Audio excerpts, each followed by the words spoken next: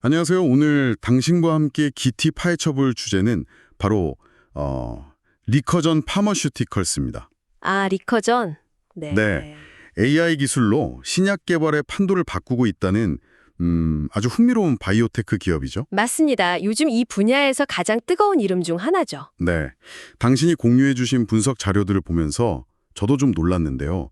이걸 바탕으로 오늘 이 회사의 핵심 기술부터 뭐 재무 상태, 파이프라인, 또 미래 가치까지 한번 제대로 살펴보겠습니다. 좋습니다. 워낙 다룰 내용이 많아서 좀 깊이 들어가 봐야 할 것 같아요. 그렇죠. 목표는 명확합니다. AI 신약 개발이 과연 어디까지 왔는지, 그리고 리커전이 그 안에서 어떤 의미를 갖는지, 네, 그걸 제대로 이해하는 거죠. 네. 아마 청취자분들도 그래서 AI가 진짜 신약을 더 빨리, 뭐 더 잘 만들 수 있다는 거야? 리커전은 과연 그걸 해낼 수 있을까? 이런 질문들 가지고 계실 텐데요. 충분히 가질 만한 질문이죠. 기대와 의구심이 공존하는 분야니까요. 오늘 저희가 그 답을 함께 찾아가는 시간이 됐으면 합니다. 시작부터 좀 눈길을 끄는 게 이 회사가 보유한 데이터 양인데요. 65 페타바이트 PB가 넘는다고요. 네, 65 페타바이트. 이게 사실 감이 잘 안 오실 수도 있는데요. 그러니까요. 어느 정도인가요, 그게? 고화질 영화 수백만 편 분량. 그 정도 데이터를 오직 이 생명현상 연구에만 쏟아붓고 있다는 거죠. 와, 수백만 편 분량이라. 대단하네요. 네, 단순히 양만 많은 게 아니에요. 이 정도 규모가 되면 기존 방식으로는 뭐랄까 시도조차 못했던 분석이 가능해집니다. 아주 복잡한 생물학적 패턴을 읽어낸다거나 수백만 가지 약물 조합의 효과를 예측한다거나요. 그러니까 단순히 속도가 빨라지는 걸 넘어서 발견의 질 자체가 달라질 수 있다. 이런 말씀이시군요. 정확합니다. 그게 핵심이죠. 발견의 질적 변화 가능성. 흥미로운 지점이네요. 그럼 이 모든 걸 가능하게 하는 핵심 동력, 바로 리커전 OS라는 AI 플랫폼.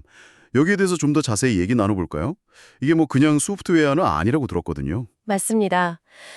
리커전 OS를 그냥 뭐 데이터 분석 툴 정도로 생각하면 좀 오산이고요. 네.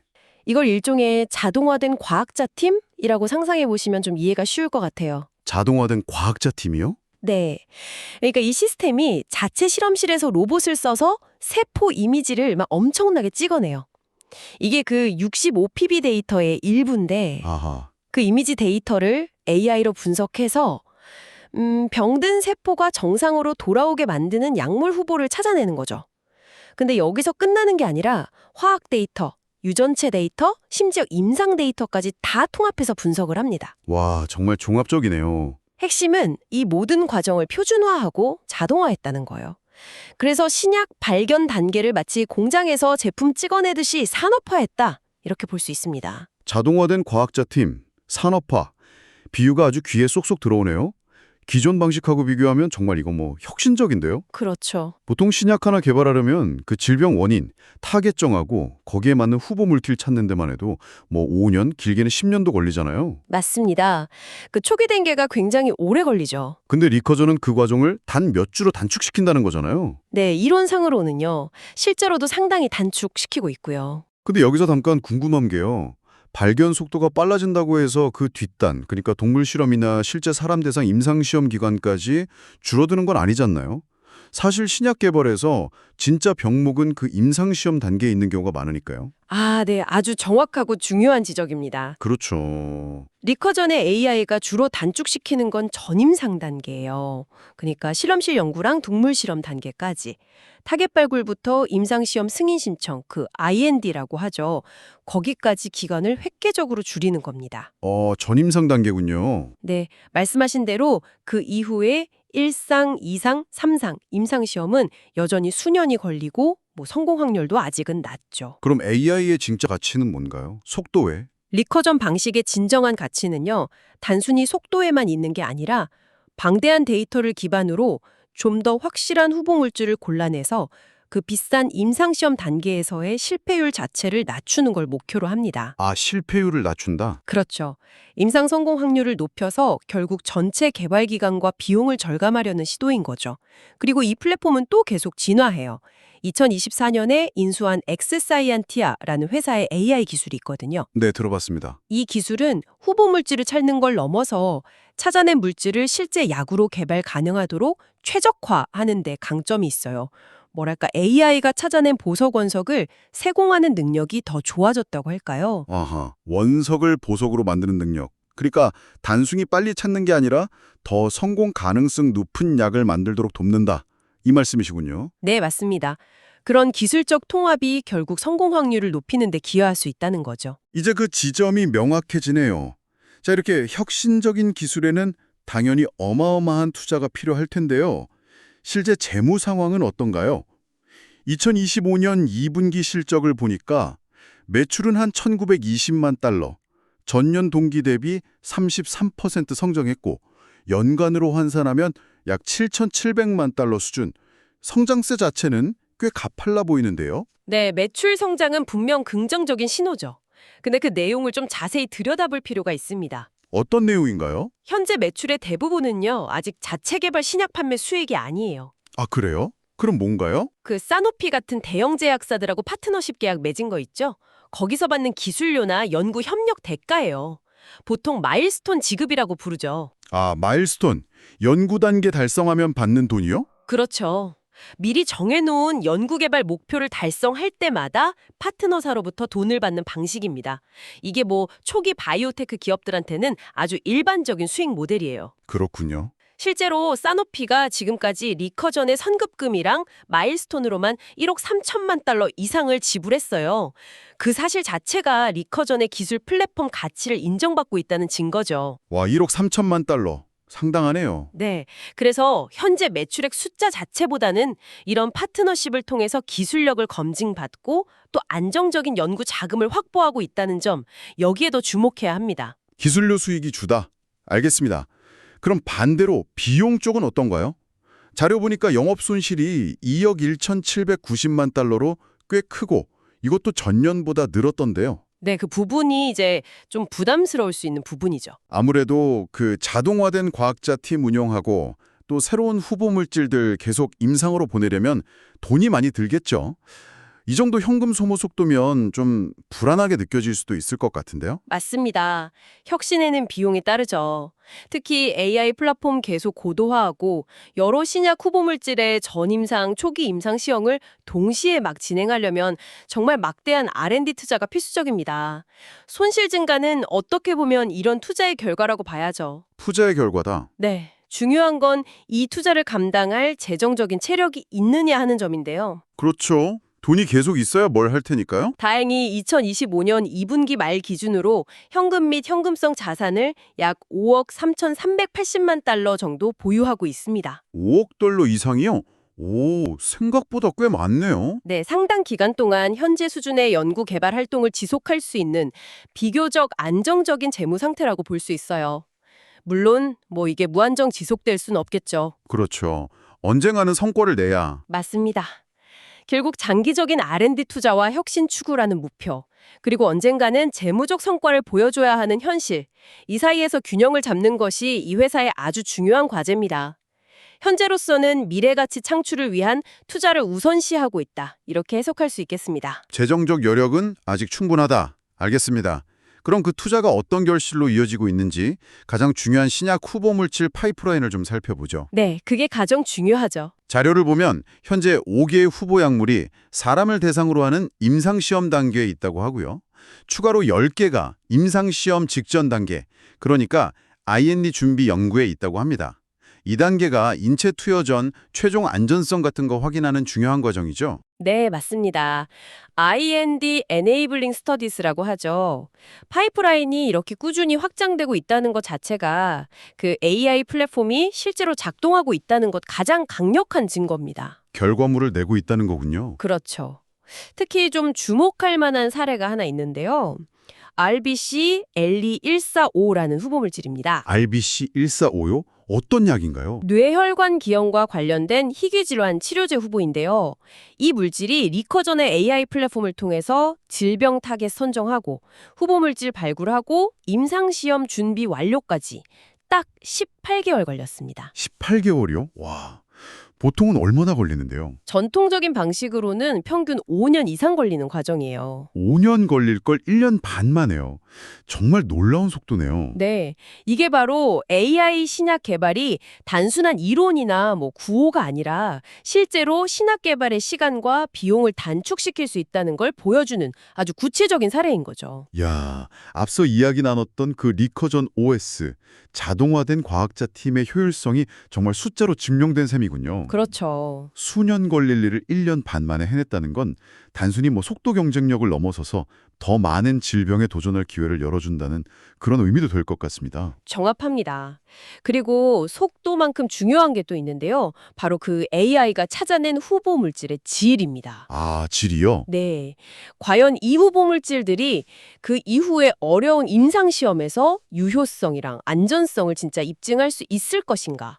이 RBC-LE 145를 포함해서 현재 임상 단계에 있는 5개 파이프라인의 결과가 앞으로 리커전 AI 플랫폼의 진정한 가치를 증명하는 시험대가 될 겁니다. 그렇겠네요.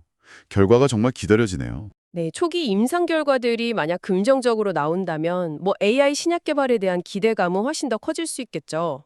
리커전의 또 다른 강점, 이거 빼놓을 수 없을 것 같은데요. 바로 강력한 파트너십 네트워크입니다. 루슈, 바이엘, 사노피 같은 글로벌 빅파마는 당연하고 AI 반도체 분야의 절대 강자, 엔비디아와도 협력하고 있다는 점이 되게 흥미로웠어요. 아, 네, 엔비디아요. 이 파트너십들이 갖는 의미는 뭘까요? 그냥 이름값 있는 회사들이랑 손잡았다. 그 이상일 것 같은데요. 물론입니다. 이 파트너십들을 좀 큰 그림에서 보면 몇 가지 중요한 의미를 읽을 수 있어요. 예를 들면요. 첫째는 기술력 검증입니다. 로슈나 사노피 같이 경험 많은 제약사들이 거액을 투자하면서 협력한다는 것 자체가 리커전의 AI 플랫폼과 그 데이터의 가치를 객관적으로 인정한다는 뜻이거든요. 아, 그렇죠. 빅파마들이 괜히 돈 쓰진 않을 테니까요. 둘째는 자원과 전문성 확보예요. 신약 개발이라는 게 후보 물질 발굴 이후에도 돈도 엄청 들고 임상 개발, 규제 승인, 상업화 과정이 엄청 복잡하잖아요. 네, 맞아요. 이런 과정에서 빅파마의 자금력, 경험, 글로벌 네트워크는 거의 필수적입니다. 사노피와의 협력처럼 리커전은 파트너십을 통해 R&D 자금을 지원받고 나중에 상업화 단계에서의 위험 부담도 같이 나눌 수 있는 거죠. 위험 분산 효과도 있군요. 그쵸. 셋째는 플랫폼 확장입니다. 다양한 파트너사랑 협력하면서 리커전 OS는 더 많은 종류의 질병 데이터나 연구 노하우에 접근하게 돼요. 이게 다시 플랫폼 성능 개선으로 이어지는 선순환 구조를 만드는 거죠. 아, 서로 윈윈이네요. 네, 특히 엔비디아와의 협력은 AI 모델 개발하고 연산 능력 강화하는 데 직접적인 도움을 줄 거고요. 기술 검증, 자금 확보, 플랫폼 확장까지 파트너십이 정말 단순한 협력을 넘어서 리커전의 성장 전략에서 아주 핵심적인 역할을 하고 있군요. 그렇습니다. 근데 한편으로는요. 이런 빅파마와의 파트너십이 혹시 리커전의 독자적인 연구 방향성을 좀 제한한다거나 나중에 성공했을 때 수익 배분에서 좀 불리하게 작용할 가능성은 없을까요? 아, 네, 충분히 제기될 수 있는 질문입니다. 아주 현실적인 고민이죠. 그렇죠. 파트너십 계약 조건에 따라 물론 다르겠지만 특정 질병 용역이나 기술에 대한 독점권을 준다거나 해서 자체적인 연구개발 범위가 제약될 가능성은 분명 존재합니다. 또 신약 개발에 성공했을 때 수익의 상당 부분을 파트너사랑 나눠야 할 수도 있고요.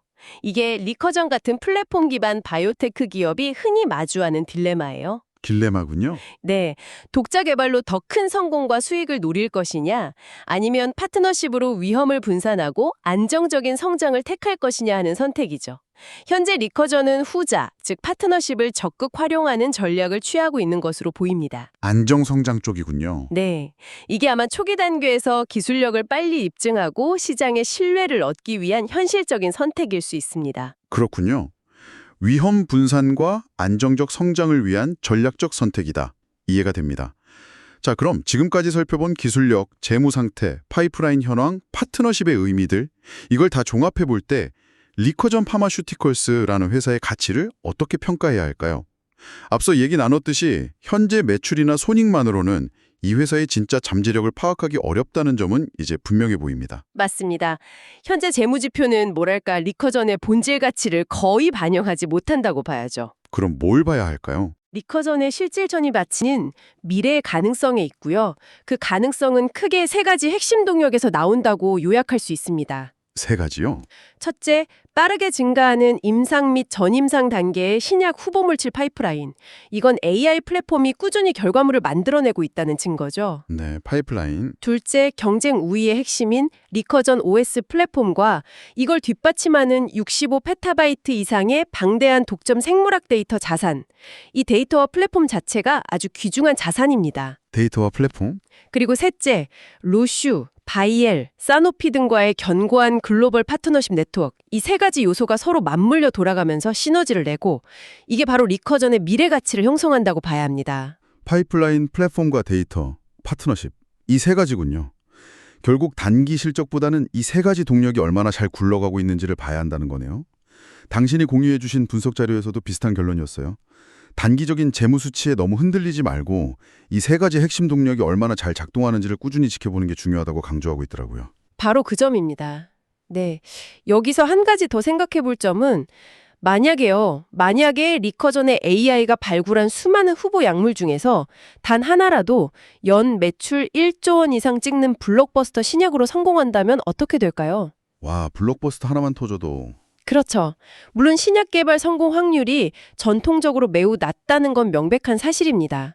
하지만 AI가 그 확률을 조금이라도 의미 있는 수준으로 높일 수 있다면, 그리고 그중 하나가 정말 크게 성공한다면 현재 리커전의 기업 가치는 완전히 재평가될 수 있습니다. 엄청난 잠재력이네요, 그건. 네. 물론 이건 아직은 증명되지 않은 가설에 가깝죠.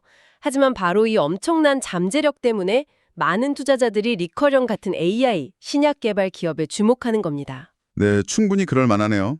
자, 정리하자면 리커전 파마슈티컬스는 AI와 빅데이터를 활용해서 신약 개발이라는 그 어렵고 긴 과정을 더 빠르고 더 효율적이고 또 더 성공 확률 높게 만들려는 아주 야심찬 도전을 하고 있는 기업이다. 네, 그렇죠. 아직 갈 길은 멀고 증명해야 할 것도 많지만 차별화된 기술 플랫폼, 방대한 데이터, 계속 확장되는 파이프라인, 그리고 강력한 파트너라는 뭐랄까 성공 방정식을 위한 핵심 조각들은 잘 갖추고 있는 것으로 보인다. 이렇게 정리할 수 있겠네요. 네, 아주 적절한 요약입니다. 오늘 저희와 함께 리커전 파마슈티컬스를 깊이 들여다보셨는데 청취자 여러분께서는 어떤 점이 가장 흥미로우셨나요? 혹은 이 이야기를 들으면서 어떤 새로운 질문이 떠오르셨는지도 궁금하네요. 오늘 나눈 이야기들을 바탕으로 해서 이런 질문을 함께 고민해보면 어떨까 싶습니다. 어떤 질문인가요? 리커전 같은 AI 기반 신약 개발 방식이 만약에 미래의 표준으로 자리 잡는다면 분명 신약 개발 속도는 빨라지겠죠. 그런데 그 효과가 단순히 속도 향상에만 그칠까요? 다른 영향도 있을 수 있겠네요. 예를 들어 혹시 AI가 만든 신약의 가격은 더 저렴해질 수 있을까요? 아니면 오히려 더 비싸질까요? 더 나아가서 이런 첨단 기술이 의료 서비스에 대한 접근성을 높이는 데 기여할까요? 아니면 혹시 기술 격차 때문에 기존의 의료 불평등을 오히려 더 심화시키는 결과를 낳게 될까요? 와, 기술 발전의 사회경제적 파급 효과까지 생각해볼 거리가 많네요. 네, 기술 발전이 가져올 그런 사회경제적인 파급 효과에 대해서도 우리가 좀 깊이 생각해볼 필요가 있다는 점을 말씀드리고 싶었습니다. 기술의 혁신이 가져올 사회적 영향까지 함께 고려해야 한다는 말씀, 정말 깊이 공감합니다. 단순히 기술 자체만이 아니라 그 기술이 우리 사회에 어떤 변화를 가져올지 계속 질문하고 고민하는 자세가 필요하겠네요. 오늘 저희와 함께 이 흥미로운 여정을 함께 해주셔서 감사합니다. 네, 들어주셔서 감사합니다. 다음에도 당신의 지적 호기심을 자극할 만한 흥미로운 주제로 다시 찾아뵙